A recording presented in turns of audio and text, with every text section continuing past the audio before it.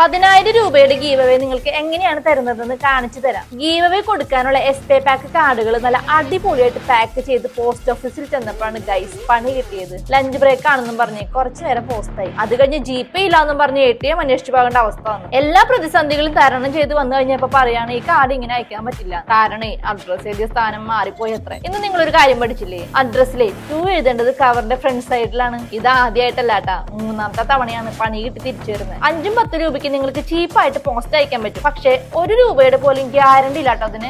കിട്ടി പോയാൽ പോയി. അതുകൊണ്ട് 50 രൂപ പോയാലും വേണ്ടില്ല, സ്പീഡ് പോസ്റ്റ് ആയിട്ട് മാത്രം അയക്കാം. നമുക്ക് ഇത്രയും ഫോർമാലിറ്റീസ് താങ്ങാൻ പറ്റാത്തതുകൊണ്ടും അഡ്രസ് മാറ്റി എഴുതാനുള്ള മടി കൊണ്ട് നേരെ കൊറിയർ ഓഫീസിൽ പോയി. അവിടെയാണെങ്കിൽ ഓഫീസ് സ്റ്റാഫ് പോലുമില്ല, ഹൈടെക് ആണെന്ന് തോന്നണേ. ഐറ്റംസ് ടേബിളിൽ വെച്ച് ഗൂഗിൾ പേയും ചെയ്തു. 2 മിനിറ്റ് കൊണ്ട് കാര്യം കഴിഞ്ഞു. പിറ്റേ ദിവസം തന്നെ എക്സ്പെ പാക്കിന്റെ കാർഡ് വിന്നേഴ്സിന് കിട്ടുകയും ചെയ്തു. അങ്ങനെ ഗീവ് അവേ കൊടുത്തു. മിഷൻ കംപ്ലീറ്റ് ആയിട്ടാ. എല്ലാ ഷോപ്പിങ്ങിനും ക്യാഷ് ബാക്ക് തരുന്ന ഈ മാജിക് കാർഡ് പർച്ചേസ് ചെയ്യാൻ താഴെ കാണുന്ന നമ്പറിൽ വാട്സ്ആപ്പ് ചെയ്താൽ